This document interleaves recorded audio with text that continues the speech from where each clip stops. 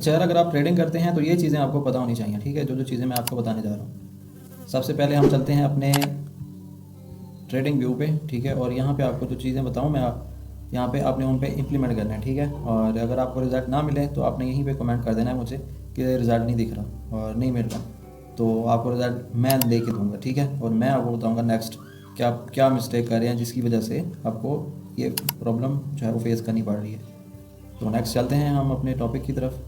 और मैं आपको बताऊं, सबसे पहले अपने M15 का जो है वो टाइम यूज़ करना है, ठीक है। इसको यूज़ करने के बाद आपने सबसे पहले, अगर आप स्विंग ट्रेडर हैं और अगर आप स्कैल्पिंग करते हैं या फिर आप डे ट्रेडर हैं, उसका भी आपको बताऊंगा। अगर आप स्विंग ट्रेडर हैं तो उसका भी आपको मैं बताऊंगा, और अगर आप स्कैल्पिंग करते हैं तो उसका भी मैं आपको बताऊंगा कि किस तरह आपने काम करना होता है, ठीक है।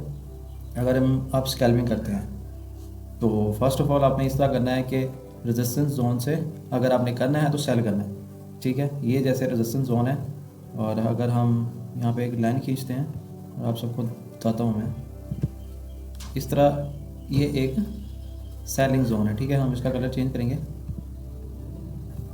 और उसके बाद जो है ये इसका सेलिंग जोन है, ठीक है। आपने यहाँ से सेल करना है अगर आप स्कैल्पिंग करते हैं या फिर स्विंग ट्रेड करते हैं। तो ये रेड लाइन जो है यहाँ से आपने एंट्री लेनी है, और अपना टेक प्रॉफिट आपने कहाँ रखना है, किस तरह पूरी एंट्री आपने लगानी है, मैं आपको बताता हूँ, ठीक है। सबसे पहले आपने इसका वेट करना है, ठीक है। अगर ये रेजिस्टेंस जोन तक आती है, मार्केट बिल्कुल टॉप पे खड़ी है। ये रेजिस्टेंस जोन कैसे है, क्योंकि देखें यहाँ पे इसका ब्रेकआउट स्ट्रक्चर हुआ, ठीक है। मार्केट ऊपर चली गई, लिक्विडिटी स्वीप की इनकी, और उसके बाद इसने यहाँ से सेल होना था। आपको कन्फर्मेशन होगी उसके बाद ही ट्रेड करेंगे ना आप। आपको ऐसे कैसे पता कि ये रेजिस्टेंस है या फिर नहीं है। तो सबसे पहले आप इसकी क्लोजिंग देखें कि किस तरह की है।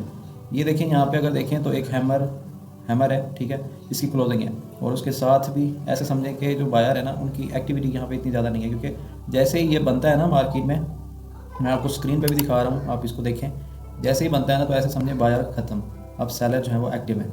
उसके बाद मार्केट गिरने के चांसेस हैं। तो अगर आप स्कैल्पिंग करते हैं, अगर इस तरह की आपको कैंडल दिखाई देती है क्लोजिंग, तो आप सिर्फ स्कैल्पिंग के लिए 6 से 7 पॉइंट निकाल सकते हैं। अगर आप स्विंग ट्रेड करते हैं तो उसके बाद आपने सिर्फ वेट करना है इसको यहाँ तक आने का। और अगर देखते हैं यहाँ से भी मार्केट ऊपर जाती है तो हम वेट करेंगे, लेकिन यहाँ पे एक सेलिंग जोन है। जैसे ये कैंडल क्लोज हुई, ये हैमर क्लोजिंग हुई, ठीक है, स्क्रीन पे दिखाई दे रहा होगा। तो उसके बाद आपने वेट करना है सिर्फ रीटेस्ट करने के लिए, वापस जो है वो लिक्विडिटी लेने के लिए गोल्ड नीचे आएगा, और ये एक रेजिस्टेंस जोन है।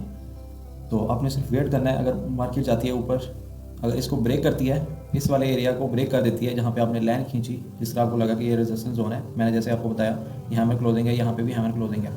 तो उसके बाद है कि अगर ऊपर को जाती है तो फिर आपने वेट करना है, वो रेजिस्टेंस स्ट्रॉन्ग नहीं है। और अगर ब्रेक ऑफ स्ट्रक्चर हो जाएगा ना यहाँ पे, अगर ये ऊपर की तरफ जाती है ना, तो इसका ब्रेक ऑफ स्ट्रक्चर हो जाएगा, तो फिर भी गोल्ड जो है वो बाय में जा सकता है।